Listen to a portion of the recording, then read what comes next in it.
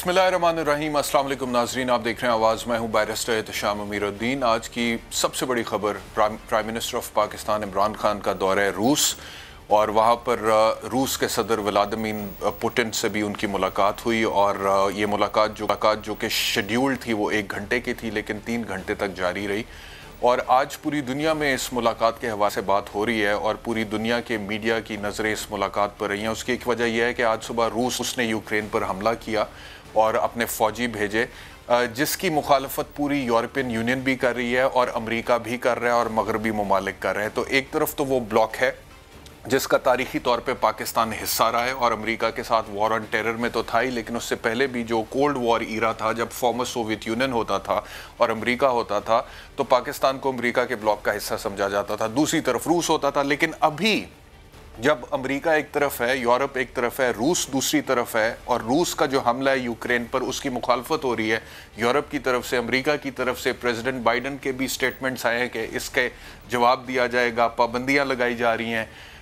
उस टाइम पर prime minister जो पाकिस्तान के हैं वो रूस में मौजूद थे और 3 घंटे की मुलाकात कर रहे थे। इस पर तनकीद भी हो रही है, लेकिन ये बात दुरुस्त है कि पाकिस्तान ने तो अपने इंटरेस्ट को देखना है, अपने मफादात को देखना है। तो क्या हमारे इंटरेस्ट के मुताबिक ये दौरा, ये मुलाकात, ये मामलात, ये हालात ठीक है? इस पर आज बात करेंगे। लेकिन सबसे पहले सदर पुतिन का वो स्टेटमेंट जिसमें उन्होंने यूक्रेनियन फौजियों से कहा कि अपने घरों को वापस चले जाए और हथियार डाल दें। अच्छा, मैं आपसे ये अर्ज करूं कि ये जो लड़ाई है रूस और यूक्रेन के माबैन, थोड़ा सा तारीखी पस मंज़र आपको इसका दे दूं, फिर हम आगे चलते हैं। यूक्रेन असल में पहले फॉर्मर सोवियत यूनियन का ही हिस्सा था, यानी कि रशिया के बनने से पहले और सोवियत यूनियन टूटने से पहले यूक्रेन सोवियत यूनियन का हिस्सा था। लेकिन उसके बाद जब कोल्ड वॉर ईरा ख़त्म हुआ और सोवियत यूनियन टूट गया, अफगान जंग ख़त्म हुई, तो उसके बाद फिर सोवियत यूनियन के कई टुकड़े हो गए, कई रियासतें बन गई, जिसमें से एक यूक्रेन भी था। तो पहले यूक्रेन में प्रो रशिया गवर्नमेंट होती थी, उसके बाद प्रो अमेरिकन गवर्नमेंट आ गई जो रशिया को भाती नहीं थी। अभी यूक्रेन कोशिश कर रहा है नेटो का हिस्सा बनने के लिए, और यूरोपियन यूनियन भी चाहती है, अमेरिका भी चाहता है कि वो नेटो का हिस्सा बने, लेकिन रशिया को इसके ऊपर एतराज़ है। तो एक तो ये इख्तलाफ था। दूसरा, वहाँ पे यूक्रेन के अपने अंदर जो कुछ अलहदगी पसंद रियासतें थीं उनको रशिया ने सपोर्ट करना शुरू कर दिया, और उनमें से कुछ ने जब अपने आज़ाद होने का मुतालबा सामने रखा तो उनको तस्लीम कर लिया रूस की हुकूमत ने। तो ये इसका बैकग्राउंड है, पस मंज़र है। ये भी मैं आपसे अर्ज़ करूं कि आज सुबह जो हमला हुआ है उसमें अलहदगी पसंदों की मदद के लिए फ़ौजी ऑपरेशन का ऐलान किया रूसी सदर ने, और रूसी अफवाज ने यूक्रेन के कई शहरों पर फिर मिसाइल हमले किए और जनूबी साहिल के करीब फ़ौजी उतारे। इसके ऊपर जो अमरीकी सदर थे उन्होंने फ़ोन कॉल की यूक्रेनियन सदर को और उन्हें कहा कि इस हमले के नतीजे में जो तबाही होगी उसका वाहिद जिम्मेदार रूस होगा, नंबर 1। नंबर 2, अमेरिका और उसके इत्तेहादी इसका जवाब देंगे और फैसला कुन अंदाज में जवाब देंगे। रूसी ये यूक्रेनियन सदर जो थे उन्होंने फिर रूस के अवाम से भी जज्बाती अंदाज में एक अपील की, और उन्होंने कहा कि यूरोप में इस बड़ी जंग का हिस्सा ना बने। यूक्रेनी सदर ने यह भी कहा कि रूस के शहरियों से यूक्रेन के बारे में गलत बयानी की गई है, और ये कि जंग का इम्कान आप ही पर मुनहसर है, आप ही पर मुनहसर है। अच्छा जी, अब एक तरफ तो ये हुआ, दूसरी तरफ जैसा कि मैंने आपको कहा कि मगरब सारा यूक्रेन को सपोर्ट कर रहा है, तो सिक्योरिटी काउंसिल का इमरजेंसी इजलास जो था उसमें UN secretary general Antonio Guterres ने भी व्लादिमीर पुतिन रूसी सदर को मुखातिब करते हुए कहा कि आप यूक्रेन पर हमले से रुक जाएं, अमन को एक मौका दें, पहले ही बहुत ज़्यादा नुकसान हो चुका है। और अमरीकी सदर बाइडन ने क्या कहा ये भी सुने। तो ये तो एंटोनियो गुतेरेस थे, यूनाइटेड नेशंस के सेक्रेटरी जनरल के गिव पीस अ चांस। वो प्रेसिडेंट पुतिन को डायरेक्टली बराह रास्त मुखातिब करके कह रहे थे, और प्रेसिडेंट बाइडन ने क्या कहा ये भी सुने। वो कह रहे हैं कि हमारा कोई जंग नहीं हम करना चाहते हैं, लेकिन यह है कि हम ठोस जवाब देंगे और पाबंदियां जो हैं वो लगाएंगे। ये अमेरिका का अभी तक का रिएक्शन है इसके ऊपर। अच्छा, फिर ये भी याद रखें कि रूस ने बड़ी सख्त पोजीशन ली हुई है, और रूस के सदर ने कहा कि अगर किसी ने रूस की फौजी कार्रवाई में मुदाखलत करने की कोशिश की तो ऐसा जवाब देंगे जो कभी किसी ने देखा नहीं होगा। उसके बाद जो नेटो के चीफ हैं स्टोलनबर्ग, उनकी तरफ से आज ये स्टेटमेंट आया कि हम फौज भिजवाने का यूक्रेन की तहफ़्फ़ुज़ के लिए कोई इरादा नहीं रखते। ये भी सुन। और आखिरी चीज़ before I go to my guest, चीन का क्या रद्द अमल है इसके ऊपर। चीन ये कह रहा है कि इस जंग को बढ़ावा अमेरिका दे रहा है। चीन ये कह रहा है कि अमेरिका जलती पर तेल का काम कर रहा है और यूक्रेन को हथियार फराहम करके मामले को बढ़ा रहा है। ये चीन कह रहा है, ये भी सुन। मुझे ज्वाइन किया है एजाज चौधरी साहब ने। आप साबिक सेक्रेटरी खारजा हैं। बहुत शुक्रिया एजाज चौधरी साहब मुझे ज्वाइन करने के लिए। आप तो एक डिप्लोमेट रहे हैं, आपने सारी ज़िंदगी ये मामला देखे हैं, डिप्लोमेसी की है। मुझे बताइएगा कि एक ऐसे टाइम पर जबकि ये हालात वहाँ पे बने हुए हैं, रूस और यूक्रेन के माबैन जंग हो रही है और यूरोप उसके ऊपर एक रद्द अमल दे रहा है, अमेरिका दे रहा है, और तारीखी तौर पर हम अमेरिकन ब्लॉक का हिस्सा रहे हैं, और इस टाइम पे जबकि प्राइम मिनिस्टर ऑफ पाकिस्तान रूस के दौरे पे हैं और रूसी सदर से मुलाकात कर रहे हैं, जंग हो रही है यूक्रेन के खिलाफ, तो क्या किस तरह से देख रहे हैं सारी सिचुएशन को, और वजीर आजम के इस दौरे की कितनी अहमियत है रूस के लिए? मैं तो इस दौरे को दो तरफा तनाजुर में ही देखता हूँ। ये पहले से तयशुदा दौरा था और इसको होना चाहिए था और वो हो रहा है। अब अगर हम इसको मुलतवी कर देते तो फिर शायद ज्यादा बड़ी चेमगोइयां शुरू हो जाती कि फलां के दबाव पर कर दिया, फलां के दबाव पे कर दिया। तो ये इस लिहाज से मेरे नहीं ख्याल कि हमारे पास ये चॉइस थी कि इसको मुलतवी किया जाए। ये दौरा बड़ी देर से तय था, इसको होना चाहिए था। पाकिस्तान को ये हक हासिल है कि वो दुनिया के तमाम ताकतों के साथ, जिसमें वो अपना कौमी मफाद समझे, ताल्लुकात बनाए, उस्तवार करे, चाहे वो अमेरिका हो, चाहे चीन और चाहे रूस, और बल्कि दीगर ताकतें भी। तो इस वजह से ये दौरा तो मैं समझता हूँ कि इसका यूक्रेन क्राइसिस के साथ कोई लेना देना नहीं, कोई ना उस क्राइसिस का इस पे साया पड़ेगा, ना ही मगरिब ये समझता है कि हम उस ब्लॉक में शामिल हो जाएं। बड़ी पुरानी बातें हैं जब ब्लॉक्स बने थे और पाकिस्तान उसमें शामिल हुआ था, और अब पाकिस्तान में इस बात का इदराक हो रहा है कि उन ब्लॉक्स ने हमें नुकसान पहुंचाया था ज्यादातर। इस वजह से पाकिस्तान ने एक असूली मौक़िफ़ इख्तियार किया है। अब हम किसी कैंप, किसी ब्लॉक का हिस्सा नहीं बनेंगे। हम दो तरफा बुनियादों पर हर मुल्क के साथ अपने ताल्लुकात उस्तवार करने का हक रखते हैं। ये बात तो दुरुस्त है कि पाकिस्तान को हक हासिल है कि वो अपने ताल्लुकात इंडिपेंडेंटली चाइना के साथ, रशिया के साथ, अमेरिका के साथ, यूरोप के साथ परसू करे। But at the same time जो अमेरिका कह रहा है वो भी मैं आपको सुनवा देता हूँ, फिर आपका उसके ऊपर रिस्पॉन्स लेते हैं। नेड प्राइस का एक मेरे पास शॉट है जिसमें वे कह रहे हैं कि पाकिस्तान के साथ शराकत दारी को अमरीकी मफादात के लिए अहम समझते हैं। हर जिम्मेदार जमहूरी मुल्क रूस पर बावर कराए कि अदम इस्तेहकाम फैलाने वाली जंग से बचा जाए। ये सुनवाइएगा जी अमरीका से क्या कहा जा रहा है। जी देखिए, दो नुक्ते इसमें से निकलते हैं। पहला तो उन्होंने कहा कि हम भी चाहते हैं कि डिप्लोमेसी से काम हो, जंग से ना हो। इसमें तो कोई दो राय नहीं है। पाकिस्तान का भी ये मौक़िफ़ है कि पुरअमन अंदाज से इसको हल किया जाए।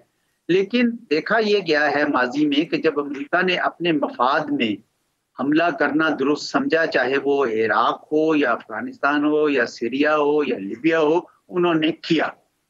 और उस वक्त कई बार तो इराक में जो हमला था उस पर तो सिक्योरिटी काउंसिल के रेजोल्यूशन, करारदाद के मुखालफत में किया।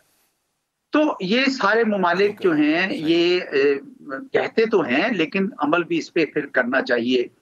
दूसरी बात उन्होंने कि पाकिस्तान के हवाले से वो दुरुस्त है, पाकिस्तान के साथ ताल्लुकात हैं और पाकिस्तान के अंदर ही ये चेमगोइयां होती हैं, अमेरिका में या और कहीं तो कहीं भी नहीं होती। वो तो ये समझते हैं इस बात को कि हर मुल्क अपने मफाद में काम करता है, पाकिस्तान भी करेगा।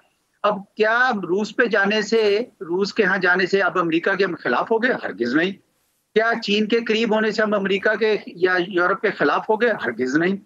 पाकिस्तान ने तो पॉलिसी ही ऐसी इख्तियार की है जिसके बाद जो दुनिया बाकी भी यही कर रही है। बैरिस्टर साहब, दुनिया का कौन सा ऐसा मुल्क है जो ये काम नहीं कर रहा? मैं इसराइल की मिसाल देता हूँ। इसराइल तो अमेरिका का बड़ा करीबी साथी है, लेकिन वो चीन के साथ बहुत करीब ताल्लुकात उन्होंने रखे हैं। हिंदुस्तान अमेरिका का हलीफ है, लेकिन रूस के साथ उसके करीबी ताल्लुकात हैं। खुद चीन और अमेरिका के दरमियान तजारत पिछले एक साल में 2020 के मुकाबले में 2021 में 100 बिलियन बढ़ गई। इसी तरह रूस, चीन और हिंदुस्तान के दरमियान में भी कशीदगी, सरहदी कशीदगी के बावजूद ताल्लुकात जो हैं वो बढ़। तो मकसद कहने का मेरा ये है कि पाकिस्तान को भी अब ये हक भी हासिल है और पाकिस्तान करना भी यही चाहता है कि हम अपने कौमी मफाद में तमाम ताल्लुकात को रखेंगे और इससे कोई जीरो सम नहीं बनेगा कि हम ए के साथ ताल्लुकात करेंगे तो बी नाराज हो जाएगा। अब हम इस रविश पे नहीं आएंगे, ना हमें इस किस्म के किसी ब्लॉक में जाना चाहिए। आप बिल्कुल ठीक फरमा रहे हैं और आर्गुमेंट तो बिल्कुल दुरुस्त है, लेकिन अगर आप माजी को देखें, तारीख को देखें तो और हकायक को देखें तो this is not a fair world. आप बिल्कुल सही फरमा रहे हैं, पाकिस्तान को हक हासिल है वो अपना इंडिपेंडेंट डिसीजन मेकिंग करे फॉरेन पॉलिसी के अंदर, लेकिन आपने कहा कि वो ब्लॉक्स बड़ी पुरानी बात हो गई, लेकिन इतनी भी पुरानी बात नहीं है वॉर ऑन टेरर वाली। अभी अभी लगता है कि कल की बात है, जब 9/11 हुआ और उसके बाद सदर बुश ने बोला यू आइदर विद अस और अगेंस्ट अस, और उसके पास जनरल मुशर्रफ जैसा यहाँ पे प्रेसिडेंट था, लेकिन उन्होंने भी कहा जी वी आर विद यू। तो इसको सामने रखते हुए आप हम जिस तरह से इंटरप्रेट करें हम तो कर रहे हैं, आप बिल्कुल सही कह रहे हैं कि अगर हम रूस के करीब हो रहे हैं इसका मतलब नहीं हम अमेरिका के खिलाफ हैं, लेकिन अगर फिर भी अमेरिकन थिंक टैंक्स को या अमेरिका को लगता है कि हम उनके खिलाफ हैं तो पाकिस्तान के लिए नताइज हो क्या सकते हैं? मिसाल के तौर पे हमारा जो ट्रेड है यूरोप के साथ, अमेरिका के साथ, वो उससे तो बहुत ज़्यादा है जो रूस के साथ है अभी तक। दूसरी बात, IMF के ऊपर हमारी डिपेंडेंसी, वर्ल्ड बैंक के ऊपर फेटफ की जो तलवार लटक रही है ग्रे लिस्ट की, ये सारे मामलात भी क्या हमें सामने रखने चाहिए? और क्या इस हवाले से पाकिस्तान पर कोई दबाव, कोई प्रेशर आने वाले दिनों में आप समझते हैं कि आ सकता है? बिल्कुल नहीं आएगा। देखिए, अभी आपने नेट प्राइस की बात भी सुनी है, उससे पहले सेक्रेटरी ब्लिंकन ने भी एक बड़ी मुसद्दत बात की थी। पाकिस्तान बिल्कुल अमेरिका पाकिस्तान का बहुत बड़ा तजारती शरीक है, यूरोप में भी बहुत पाकिस्तान की सादरात जाती हैं, इस वजह से हमें उनके साथ ताल्लुकात रखने भी चाहिए।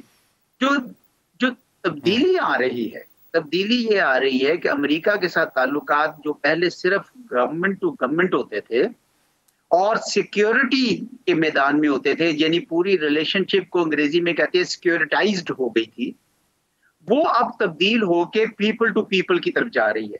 और ये बहुत अच्छी बात है। मैं समझता हूँ कि ये एक अच्छा मौका है कि अफगानिस्तान में जाने के बाद, अमेरिका का वहां से इनखला के बाद जो हमें ये मौका मिला है कि जो पीपल टू पीपल, मिसाल के तौर पर तालीम के मैदान में, ज़राअत के मैदान में, इंफॉर्मेशन टेक्नोलॉजी के मैदान में और बहुत सारे ऐसे शोबे हैं जिसमें ये ताल्लुकात बड़े अरसे से रवा रहे थे, गवर्नमेंट टू गवर्नमेंट ताल्लुकात से कतई नजर हो गए।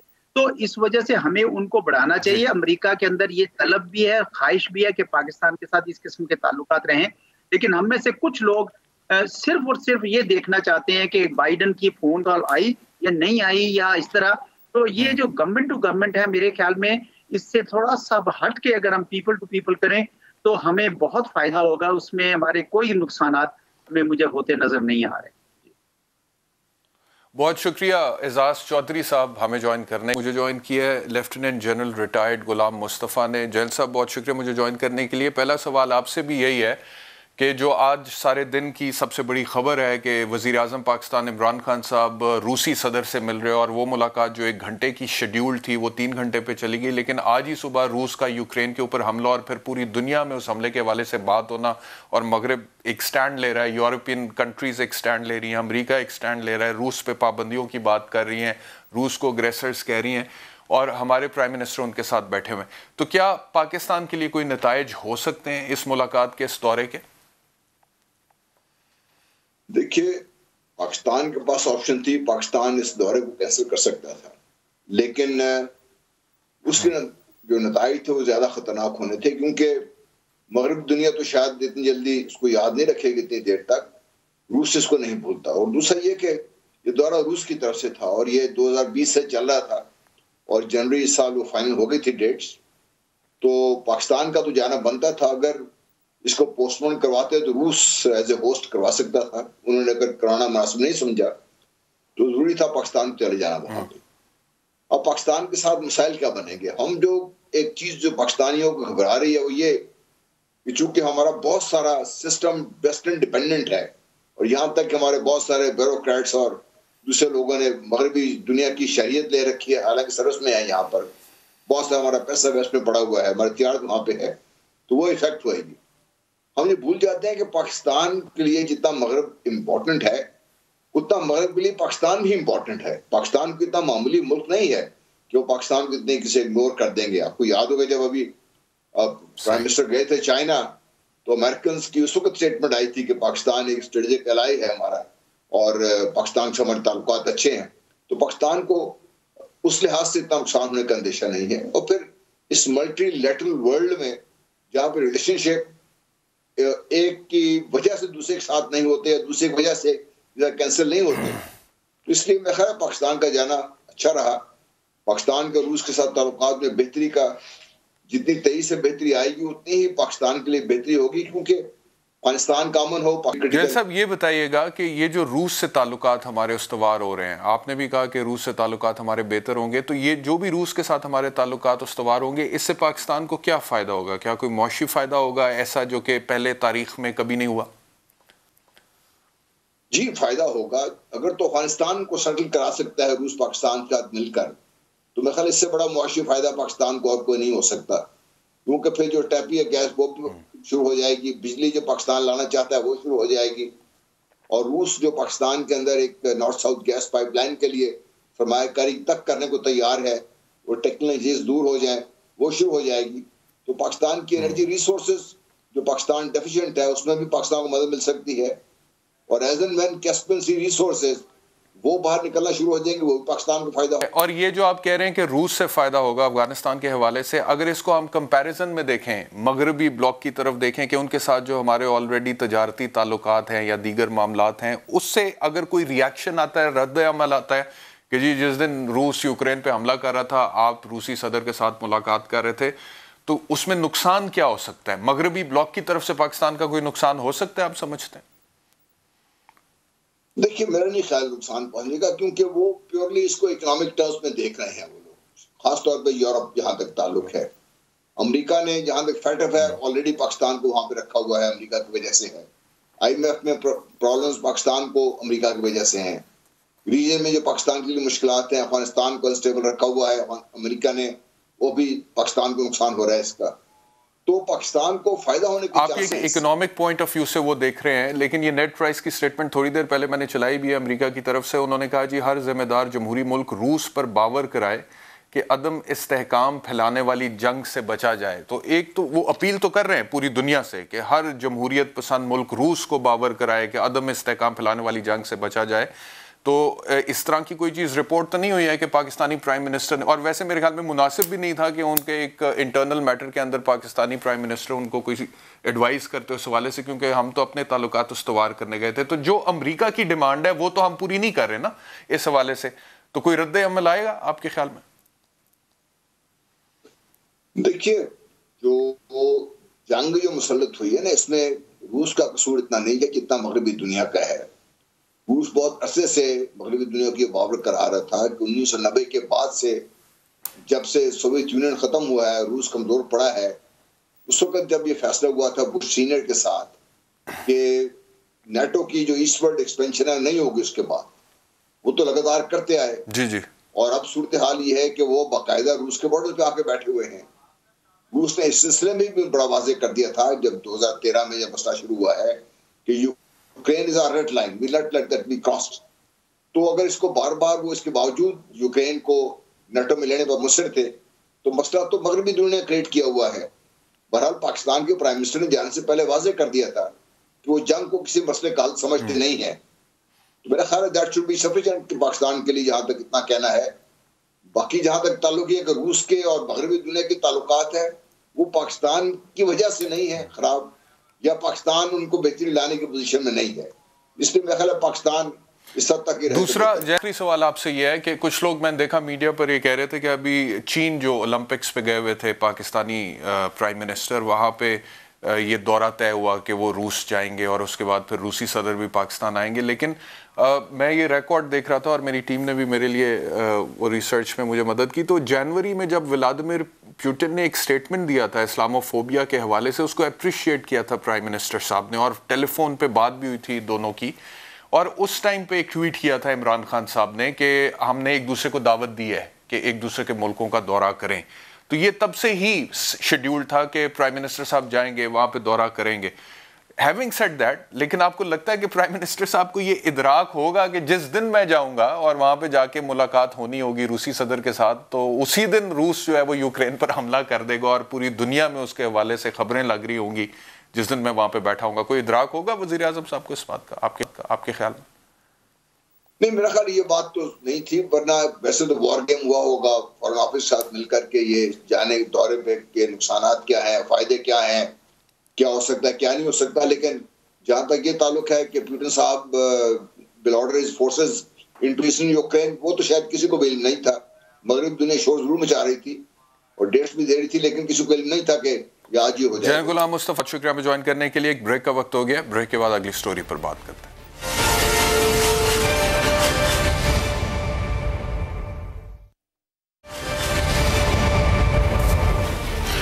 वेलकम बैक टू आवाज़। अब बात करते हैं मुल्क की इंटरनल पॉलिटिकल सिचुएशन की। पाकिस्तान पीपल्स पार्टी के आसिफ अली जरदारी साहब बहुत ज़्यादा फाल हैं और ये बात दुरुस्त है कि उनके बारे में कहा जाता है कि वो मुफाहमत के शहंशाह हैं। और जब आसिफ अली जरदारी साहब फाल हो जाते हैं, ये बंद कीजिएगा प्रोड्यूसर मेरे कान में आवाज़, जब आसिफ अली जरदारी साहब फाल होते हैं तो उसके बाद कुछ ना कुछ तो होता है। और जरदारी साहब इतने फाल हैं कि वो आज मंसूरा जाके अमीर जमात इस्लामी को भी मिले हैं। हालांकि जमात इस्लामी की कोई एक सीट भी नहीं है नेशनल असेंबली में जो कि वोट ऑफ नो कॉन्फिडेंस में काम आ सके। तो जिन लोगों की एक सीट भी नहीं है उनको भी वो एतमाद में ले रहे हैं, जाके मिल रहे हैं, उनके साथ बैठ के कोई कंसेंसस डेवलप करने की कोशिश कर रहे हैं। इससे ये बात साबित होती है कि वाकई में अब ऑपोजिशन जो है वो बहुत सीरियस हो चुकी है तरीके अदम एतमाद लाने के हवाले से, और उनकी कोशिश है।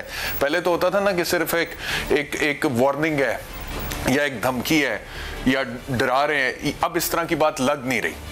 अब ये लग रहा है कि वो वाकई बड़े सिंसेयर हैं। और कुछ ज़राए की खबरों से बातें जो सामने आई हैं, परवेज़ इलाही साहब को बाकायदा तौर पे पंजाब की वजारत आला की ऑफर भी करा दी गई है कि अगर आप हमारा साथ देते हैं, जो आपकी 5 सीटें नेशनल असेंबली में, आप हमारे साथ आ जाएं तो हम आपको पंजाब की वजारत आला भी देते हैं। उसमें फिर एक ये भी खबर सामने आई कि जी कहा गया कि 3 महीने के लिए आप वजीर आला होंगे, उसके बाद आम इंतखाबात कराएंगे। पाकिस्तान मुस्लिम लीग नवाज चाहती थी, लेकिन परवेज़ इलाही साहब ने कहा कि उसका तो कोई फायदा नहीं है, अगर आपने मुझे वजीर आला बनाना है तो फिर कम से कम 1.5 साल के लिए तो बनाए। और पीपल्स पार्टी भी ये चाहती है कि ये टेन्योर पूरा हो, क्योंकि सिंध में उनकी गवर्नमेंट है। तो ये जो मुलाकातें हैं, इनका अब क्या इवेंचुअल रिजल्ट निकलेगा? इतने बड़े बड़े सियासी प्लेयर्स एक दूसरे के साथ मिल रहे हैं और इस हुकूमत को घर भेजने की बात कर रहे हैं। यहाँ तक खबरें सामने आ गई जी कि पंजाब में अगर तब्दीली आती है तो उस्मान बुज़दार की जगह परवेज़ इलाही वज़ीर आला होंगे और वफाक में इमरान खान की जगह शहबाज शरीफ साहब को ऑफर कराई गई है कि आप वज़ीर आज़म के तौर पर टेक ओवर कर लें। यहाँ तक नौबत पहुँच गई है। अब किस हद तक ये प्रैक्टिकल है, डुएबल है, हो सकेगा नहीं हो सकेगा, तज्जिया लेते हैं सईद कायद साहब से। सीनियर कायद साहब, बहुत शुक्रिया मुझे ज्वाइन करने के लिए। ये बताइएगा कि ये जो लाहौर इस वक्त सियासत का गढ़ बना हुआ है और इतनी मुलाकातें हो रही हैं, कोई नतीजा निकलेगा आपके ख्याल में? इमरान खान साहब की हुकूमत कोई घर तो नहीं जाने वाली? देखिए बैरिस्टर साहब, ये कहानियां हम बहुत सुन रहे हैं, लेकिन मेरी जहां बात हुई है अभी तक कोई हतमी जो है वो इशारे नहीं हुए, क्योंकि एक रियासत में जो हुकूमत की तब्दीली है और ख़ास तौर पर पाकिस्तान जैसी रियासत में, वो जरदारी साहब या शहबाज शरीफ साहब या चौधरी परवेज़ इलाही साहब पर डिपेंडेंट कम नहीं होती, कुछ होती है मगर ज़्यादातर जो रोल है कहीं और ही प्ले होता है। उधर से अभी तक कोई क्लियर कट जो है ऐसा इशारा नहीं आया और किसी भी एनालिस्ट ने अभी तक इसकी कोई नहीं की। और अपोजिशन ने नंबर हमेशा पूरे होते हैं और नंबर जिनके पूरे होते हैं उनका हम जानते हैं वो किन के नंबर पूरे होते हैं।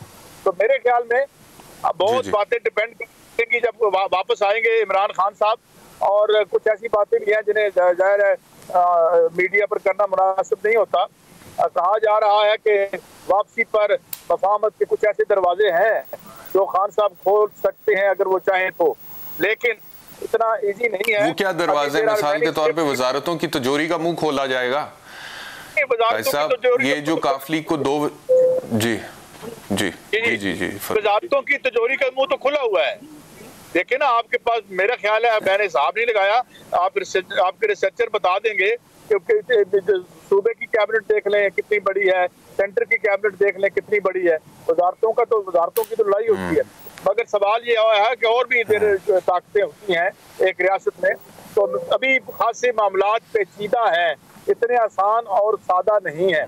और इमरान खान के लिए मैं कोई यानी ये समझता हूँ कि दोनों सूरतों में अगर इमरान खान डी सीट हो जाते हैं और आखिरी 1.5 साल में फिर वो अपनी ये जो 2020 के रिसेशन के असरात से बच निकलते हैं और ये किसी के और के गले पड़ गया तो लोगों को 3.5 साल भूल जाएंगे। दूसरी बात, प्रॉब्लम अगर ये कर भी लेते हैं तो जो सीटें पावर शेयरिंग है, बेशुमार भान मक्की का कुंबा एक आम इस्तिलाह है, तो क्या होगा? तो मेरे ख्याल में ये अपोजिशन के लिए बड़ी हाई रिस्क गेम है ये इस वक्त, कामयाब होना भी और नाकाम होना भी। अच्छा ठीक है, अब तवक्कुफ कीजिएगा। मुझे फैसल डी साहब ने ज्वाइन किया पाकिस्तान पीपल्स पार्टी से। कुंडी साहब, एक तो बहुत बहुत शुक्रिया ज्वाइन करने के लिए, और पाकिस्तान पीपल्स पार्टी की तरफ से मेरा जो बॉयकॉट था पिछले काफ़ी महीनों से, आपको उसने तोड़ा है, आपने उसको तोड़ा है आपने उसको तोड़ा है, तो मैं आपका शुक्रिया कि आप तशरीफ़ लाए हैं। तो और सूट भी आपको यही करता है, जमहूरियत पसंद लोग हैं, जमहूरियत की बात करते हैं, तो तनकीद अगर हो भी गई तो बर्दाश्त करनी चाहिए। दूसरा यह है कि मुझे ये फरमाइएगा कि ये जो मुलाकातें अब हो रही हैं, जरदारी साहब इतने फाल नजर आ रहे हैं, और मैं आपको ऑनेस्टली बताऊं, जब तक आसिफ अली जरदारी साहब इतने फाल नहीं थे ना, मुझे लगता था कि तरीके अदम एतमाद की ऐसी बातें ही हैं ये ऑपोजिशन कर रही। लेकिन जरदारी साहब को तो हमने देखा है कि मुफाहमत का बादशाह, शहनशाह कहते हैं, जोड़ तोड़ के माहिर हैं। और यूसुफ रजा गिलानी साहब की सीट जिस तरह से निकली सेनेट की, उससे पहले भी बहुत सारे इस तरह के करिश्मे वो दिखा चुके हुए हैं। तो वाकई में अब मामलात इतने संजीदा हैं कि किसी भी वक्त तरीके अदम एतमाद आ सकती है। बिस्मिल्लाहिर्रहमानिर्रहीम। देखें, जो आपने पहले बात की उसमें चलो पाकिस्तान पीपल्स पार्टी ने आज प्रोग्राम में है, लेकिन वो कुछ रिजर्वेशन थी पाकिस्तान पीपल्स पार्टी की और एक हमारे सीनियर मेंबर की थी। वो डेफिनेटली हम अपने सीनियर्स को ऑनर करते हैं। जहाँ तक जो है अदम एतमाद की बात है, देखें पाकिस्तान पीपल्स पार्टी और जो PMLN है, JUI और बाकी हमारी जमातें हैं, हमने उसके ऊपर होमवर्क शुरू किया हुआ है, और हम अपने पूरे यकीन से हैं। देखें, पाकिस्तान पीपल्स पार्टी का पहले भी मौक़िफ़ था कि हमें जमहूरी तरीके से अदम एतमाद की तहरीक लानी चाहिए, और हम जमहूरी तरीके से इसको फॉलो कर रहे हैं। हम अपने अपोजिशन की जमातों को ऑन बोर्ड किए, हमने हुकूमत के एलाइज के साथ भी हमारी बातचीत है। हमारे साथ कुछ दोस्त हैं PTI के जो कि हमारे साथ राब्ते में हैं, और इंशाअल्लाह ताला सब कुछ फाइनलाइज हमारा तकरीबन हो चुका है। हम सिर्फ टाइम के इंतजार में है। लीडरशिप ने डिसाइड किया हुआ है, जो कि जब टाइम आएगा तो हम बताएंगे कि हम किस वक्त अदम एतमाद की तहरीक हम जमा कर रहे हैं। टाइम और डेट जो है वो अपोजिशन नहीं देनी है कि हम कब करना चाहते हैं। हुकूमत के बयानात आ रहे हैं कि आज लें, कल लें, ये उनकी बोकलाहट है। मैं समझता हूँ जब टाइम आएगा, ये वक्त और टाइम का फैसला अपोजिशन ने करना है, हुकूमत ने नहीं करना। हाँ, मुझे बताइएगा कि ये जो आप कह रहे हैं कि चीज़ें फाइनलाइज हो गई हैं, तो ये फाइनलाइज ये फिर खबरें दुरुस्त हैं कि फौरी तौर पे आम इंतखाबात की तरफ बात नहीं जाएगी और शहबाज शरीफ साहब वज़ीर आज़म बन जाएंगे वफाक में, और परवेज़ इलाही साहब को वज़ारत आला पंजाब की ऑफ़र की गई है? देखें, ये कुछ चीज़ें हैं कि जो इस वक्त लीडरशिप को ही है, और हम कुछ चीज़ें हैं जो डिस्क्लोज इस वक्त नहीं कर सकते। जो टाइमिंग है, जो कौन वज़ीर आज़म बनेगा, कौन वज़ीर आला बनेगा, कौन स्पीकर बनेगा, कौन क्या बनेगा। देखिए, पहली बात तो यह है कि जमहूरी तरीका है, PMLN के पास मेजॉरिटी है, leader of the opposition PMLN का है नेशनल असेंबली में। तो वैसे जमहूरी तरीका तो यही है कि शहबाज शरीफ साहब लीडर ऑफ द अपोजिशन है, तो उनको ही वो ऑफर होगी, और बाकी चीज़ें हैं वो तकरीबन लीडरशिप ने डिसाइड की हुई हैं। तो वक्त आने पर इंशाल्लाह डिस्क्लोज हम करेंगे। और दूसरी बात यह है कि मीडिया में तो डेफिनेटली आपका एक जमहूरी हक है, आप कह सकते हैं कि कौन वज़ीर आज़म बनेगा, कौन स्पीकर बनेगा, कौन वज़ीर आला बनेगा, कौन क्या बनेगा, कौन किस चीज़ का मिनिस्टर होगा। वो तो आप अपनी राय दे सकते हैं, आपकी राय का हम एहतराम करते हैं। लेकिन जो चीज़ लीडरशिप के दरमियान सेटल हुई है, तो वो हम वक्त आने पर इंशाल्लाह उसको डिस्क्लोज करेंगे। ठीक है, लेकिन आज जो ये मंसूरा गए हैं आसिफ अली जरदारी साहब, अमीर जमात इस्लामी से मुलाकात की है, उनकी तो कोई एक सीट भी नहीं है कौमी असेंबली में, तो उनसे भी मिल रहे हैं जाके, उसकी कोई खास वजह? देखें, हम ये नहीं कह रहे हैं कि हम सिर्फ जा रहे हैं जिनके पास MNAs हैं। जमात इस्लामी एक सियासी जमात है, बाकी जमातें भी PDM में जो माजी में हमारे साथ जमातें थी, उनकी भी पार्लियामेंट में मेंबर्स मौजूद नहीं थे, लेकिन वो भी PDM का माजी में हिस्सा थे। हमने उनको भी साथ मिलाया, क्योंकि PDM की बुनियाद आपको याद होगा चेयरमैन बिलावल भुट्टो जरदारी साहब ने इस्लामाबाद के मेरिट होटल में जब अपोजिशन की APC हो रही थी उसमें ही रखी थी। और इसमें ये नहीं है, जमात इस्लामी के KPK में MPAs हैं, उनके सेनेटर भी हैं, और एक सियासी जमात है। हम बाकी जमातों के साथ भी राब्ते में हैं। हम ये नहीं देख रहे किसके पास MNAs हैं तो हम उनके पास जाएंगे। हम तमाम सियासी जमातों को साथ ऑन बोर्ड लेना चाहते हैं। हम अपोजिशन एक और चीज बताइएगा कुंडी साहब, ये बताइएगा कि आपने कहा कि फैसले हो चुके हैं, अब कुछ अनाउंसमेंट होनी है, वो लीडरशिप करेगी, और अभी वो फैसले क्या हैं वो मुनासिब वक्त पे किए जाए, अनाउंसमेंट उनकी मुनासिब वक्त पे किए। मुझे बताइएगा कि ऑपोजिशन की हद तक तो चलें समझ आता है कि फैसले हो गए हैं, आप लोगों ने अपने पुराने इख्तलाफात भुला के इमरान खान को घर भेजने की हद तक इत्तफाक किया है और इकट्ठे हो गए।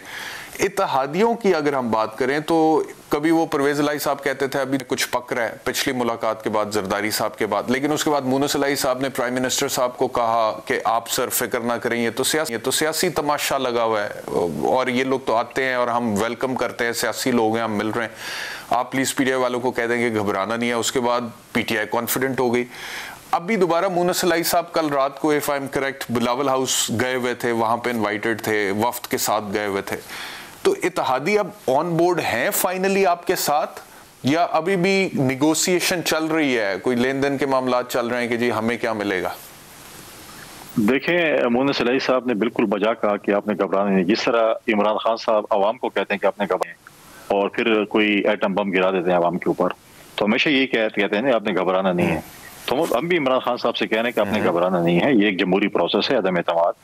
PMLN-Q माजी में भी हमारी इत्तेहादी रही है, MQM भी रही है, बाकी सियासी जमातें भी हमारी इत्तेहादी रही है माजी में, और हमने किसी को नहीं कहा कि ये आप जो है पंजाब के बहुत बड़े डाकू हैं या चोर हैं। उसके बावजूद भी पीटीआई ने उनके पास गए, उनको साथ मिलाया, उनको वजारत दी, और किन किन के नाम इमरान खान ने जाती तौर पर नहीं लिया कि अगर मैं जो है खुदकुशी कर लूंगा अगर ये मेरी काबीना में हुआ, और मैं पता नहीं क्या कुछ कर लूंगा, और मैं कभी ब्लैकमेल नहीं होऊंगा, मैं कभी भी वजारतें नहीं दूंगा, ऐसे नहीं करूंगा। तो सब कुछ उन्होंने किया। हम तो देखें, हम तो वफादार लोग हैं। माजी में भी अगर आप देखें, गमी खुशी में जितनी भी सियासी जमातें हैं उनकी गमी खुशी में हमारी लीडरशिप शरीक हुई है। और माजी में अगर आप देखें कि चौधरी साहब बीमार थे, जरदारी साहब उनके पूछने के लिए गए, चेयरमैन बिलावल साहब भी गए, वो भी आए। तो डायलॉग्स तो हर पॉलिटिकल पार्टी के साथ करते हैं, डायलॉग्स तो देखें हम कर रहे हैं, और वक्त आने पर आपको अभी पता चल जाएगा कि देखें आज हुकूमत ने इस मुल्क का इतना सत्यानाश कर लिया कि इत्तेहादी जमातें छोड़े, उनके अपने MNAs परेशान है कि हम कैसे अवाम में दोबारा जाएंगे। आप खुद देखें कि पार्लिमानी पार्टी में इनके अपने मिनिस्टर्स, इनके अपने MNAs खड़े हो जाते हैं कि ये चीज है, ये चीज है। तो इत्तेहादी अपनी पार्टी के सेक्रेटरी इंफॉर्मेशन है ना आप इस वक्त? जी, मैं secretary information. Thank you very much for coming to my show. और सर कभी बॉयकॉट करना हो तो एक दफा आपने मुझसे बात जरूर करनी है बॉयकॉट करने से पहले। करेंगे, लेकिन जब अगर कोई बहुत ही सीनियर लेवल की बात हो तो फिर तो आप खुद समझदार हैं, क्योंकि वो इशू कमर जमान खैरा साहब थे। कमर जमान खैरा साहब हमारे इंफॉर्मेशन मिनिस्टर भी रहे, हमारे बड़े सीनियर हैं, हमारे बड़े मोहतरम हैं। तो हो जाता है, ठीक है। हम समझते हैं कि दोनों तरफ से जो है वो एक किस्म का जो है वो सिस्टम अच्छा होना चाहिए, मैं समझता हूँ। ठीक, बिल्कुल ठीक है। बहुत शुक्रिया फैसल करीम साहब मुझे ज्वाइन करने के लिए। कायद साहब मुझे ये बताइएगा, कायद साहब की तरफ वापस आते हैं। कायद साहब, ये आज पीका के हवाले से इस्लामाबाद हाई कोर्ट में दोबारा बड़ी सख्त तनकीद की है इस्लामाबाद हाई कोर्ट के चीफ जस्टिस ने। उन्होंने मेरे ख्याल में मल्टीपल टाइम्स पहले भी कह चुके हैं और आज फिर कहा है कि ये कानून ड्रकोनियन है, दुनिया हद तक इज्जत के कानून को फौजदारी कानून से निकाल रही है। अदालत में जो केस आया वो इस अदालत के लिए शॉकिंग था। किसी को डर नहीं होना चाहिए कि हुकूमत इख्तलाफ राय वालों के खिलाफ इस कानून को इस्तेमाल कर रही है, लेकिन अफसोस से कहना पड़ता है कि हुकूमत के खिलाफ आवाज उठाने वालों के खिलाफ कार्रवाइयां की गई। ये लग ही नहीं रहा था कि जमहूरी मुल्क में सब कुछ हो रहा है। अभी प्रोसीडिंग चल रही थी और ये मामला अदालत के सामने आ गया, यानी कि सेक्शन 20 के हवाले से पहली प्रोसीडिंग चल रही थी और ये बात तशवीशनाक है। कवानीन को ऑर्डिनेंस के जरिए ड्रकोनियन बना दिया गया है। ये ऑर्डिनेंस के ऊपर भी उन्होंने तनकीद किया। फिर उन्होंने कहा है कि अदालत पीका एक्ट का सेक्शन 20 कल अदम करार क्यों ना दे दे, इसको अल्ट्रा वायरस क्यों ना डिक्लेयर कर दे। अगर एग्जीक्यूटिव को अपनी निजी साख का इतना ख्याल है तो इसमें से पब्लिक ऑफिस होल्डर्स को निकाल दें। हर पब्लिक ऑफिस होल्डर की ताकत पब्लिक में इसकी साख होती है। ऐसी पार्टी जिसकी अपनी ताकत ही सोशल मीडिया थी, इसने ऐसा किया। जो कुछ सोशल मीडिया पर हो रहा है, सियासी जमातें और वर्कर्स इस बात के जिम्मेदार हैं। जब सियासी जमातें अपनी सोशल मीडिया टीमें बनाएंगी तो फिर इख्तिलाफ राय से क्यों डरते हैं?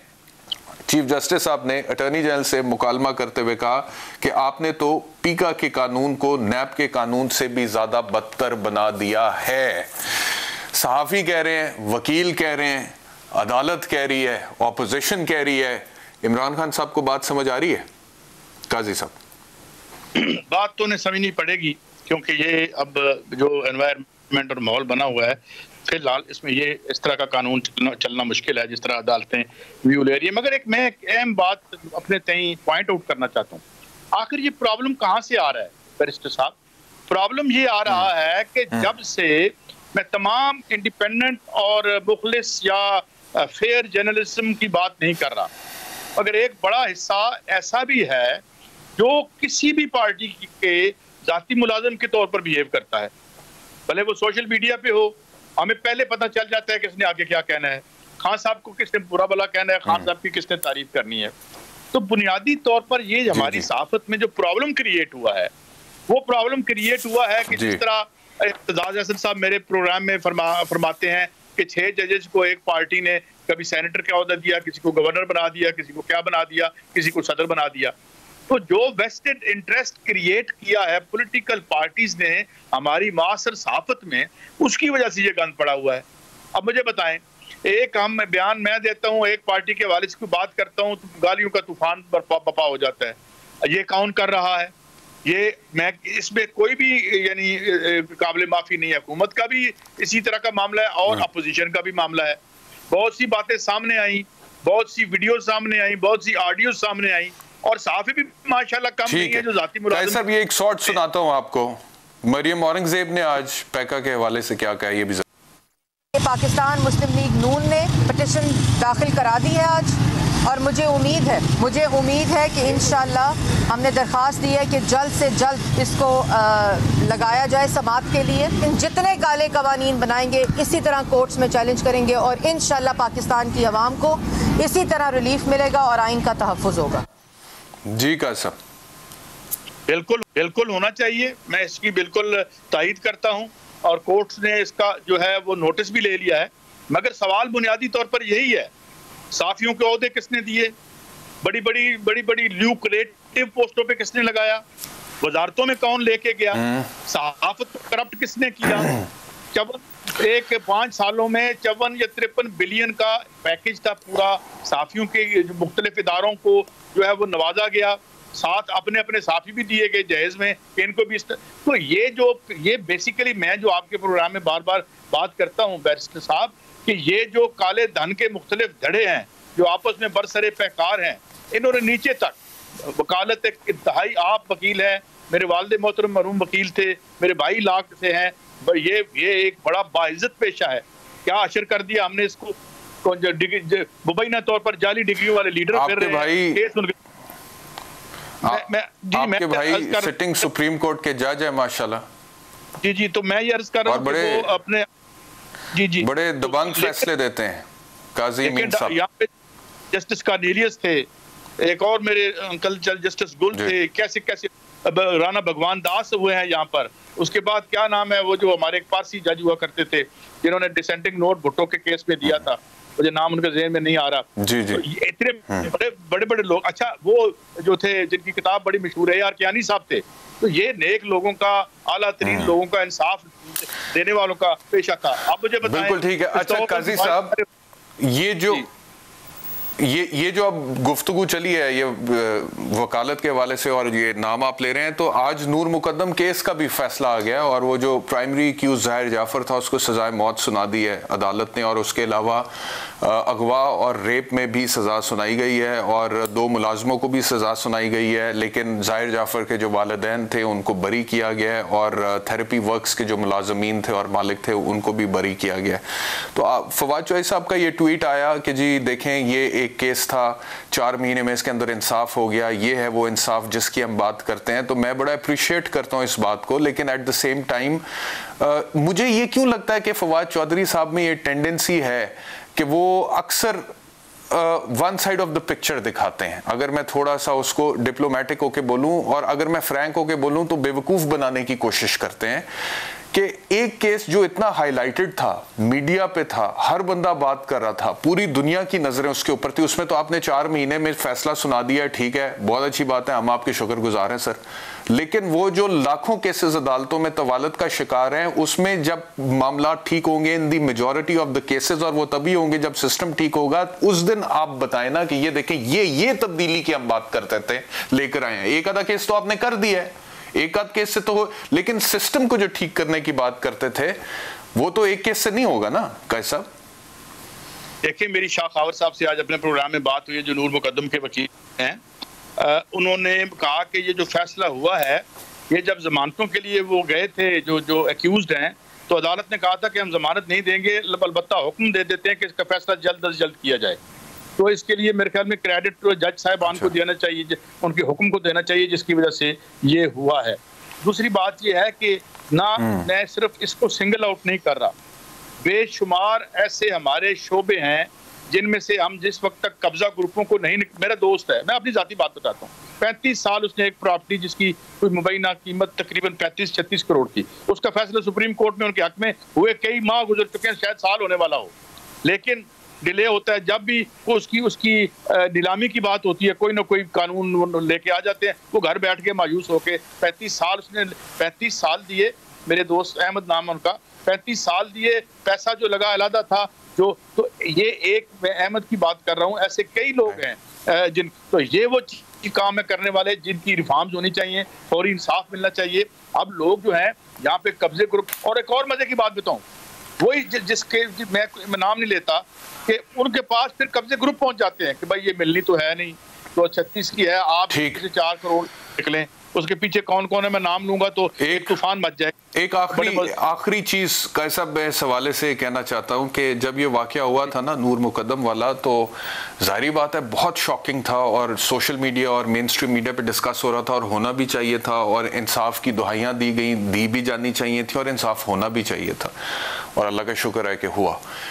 लेकिन उस टाइम पे हमने देखा कि सोशल मीडिया पे एक मखसूस ग्रुप जो है उसने ट्रेंड्स चलाना शुरू किए नूर मुकद्दम केस के बाद, जिसकी मैंने ज़ाती तौर पे बड़ी मुखालफत की थी। वो ट्रेंड था यस ऑल मैन, कि हाँ तमाम मर्द। तो मैंने उसकी मुखालफत उस टाइम पे अपनी इनफरादी हैसियत में शोज़ की हद तक भी की थी कि नॉट ऑल मैन सब। तो आज ये चीज़ साबित हो गई कि नॉट ऑल मैन, क्योंकि जो कातिल था वो तो चलो मर्द था, उसके बारे में वो एक मर्द ने एक काम ऐसा किया तो आप ये ट्रेंड चला दें यस ऑल मैन। जिसने सजा सुनाई है जिन जज साहिबान ने, वो भी एक मर्द है। जो वकील केस लड़ रहा था नूर मुकद्दम का, वो भी एक मर्द है। जो शख्स इंसाफ की दुहाइयां दे रहा था, अदालत में खड़ा था अपनी कत्ल होने वाली बेटी के लिए, नूर मुकद्दम के वालिद, वो भी एक मर्द है। अब जिस जेल में जाहिर जाफर है, उसका जो सुपरिटेंडेंट है वो भी एक मर्द है। वहां का जितना स्टाफ है वो तमाम मर्द है। वहां का वार्डन भी एक मर्द है। और जब अपील ऊपर जाएगी जाहिर जाफर की, तो मोस्ट प्रोबेबली जो सुनेंगे जज साहब वो भी एक मर्द होंगे। तो ये जो मिसैंड्री फैलाई जाती है यस ऑल मैन, इस तरह के वाकयात की बुनियाद पे हम खवातीन के हकूक के तहफ़्फ़ुज़ की खातिर जंग लड़ने के लिए बतौर मर्द सफ़े अव्वल में खड़े होने के लिए तैयार हैं। लेकिन ये जो तकसीम दर तकसीम है ना, यस ऑल मैन जैसे ट्रेंड्स, इनकी हौसला शिकनी करनी चाहिए। आप क्या समझते हैं कैसा? देखिए, यहाँ पे एक जो सिविल सोसाइटी अल मारूफ शुगल सोसाइटी, जिसे मोनू भाई मरहूम मेरे दोस्त कहा करते थे, ये जो NGOs का जो एक बना है, और यहाँ पे ये जो वेस्टर्न लिबरल्स हैं, मैं ये समझता हूँ कि इस मुल्क की सबसे मजलूम औरतें वो 72% औरतें हैं जो खेत मजदूर हैं, जिनको कोई मुशायरा नहीं मिलता, मुफ्त में काम करती हैं। बच्चे पैदा करना और अपने बच्चे की डिलीवरी से एक दिन पहले तक वो खेतों में काम कर रही होती हैं। कोई उनकी आवाज़ उठाने वाला है? ये 7 और 18 ये जो पॉवर्टी एलिवेशन फंड और ये जो 2 नंबर का एक सिलसिला बना हुआ है, और ये जो खैरात का जो ये खेल खेलते हैं, जो मैंने एक खैरात के बहुत बड़े इदारे के साहब को मैंने एक टीवी प्रोग्राम में पूछा कि हुजूर यहाँ तो 80% लोगों का पैसा काला है, तो आप उनसे लेते हैं डोनेशन, तो आप रूहानी मनी लॉन्ड्रिंग करते हैं। अच्छा, फिर इनकी एडमिनिस्ट्रेटिव कास्ट निकालें। तो ये बहुत शुक्रिया कायद साहब हमें ज्वाइन करने के लिए। हो गया। और ये देखें, आप देख रहे हैं उसको जाहिर जाफर को फैसले के बाद लेकर जा रहे हैं, और जितने लोग लेकर बेटा बतौर भाई और बतौर माशरे के एक मेंबर के तौर पे वो पामाल होता है। बहुत शुक्रिया प्रोग्राम देखने के लिए। अगले हफ्ते मुलाकात होगी। अपना ख्याल रखिए। अल्लाह हाफिज़।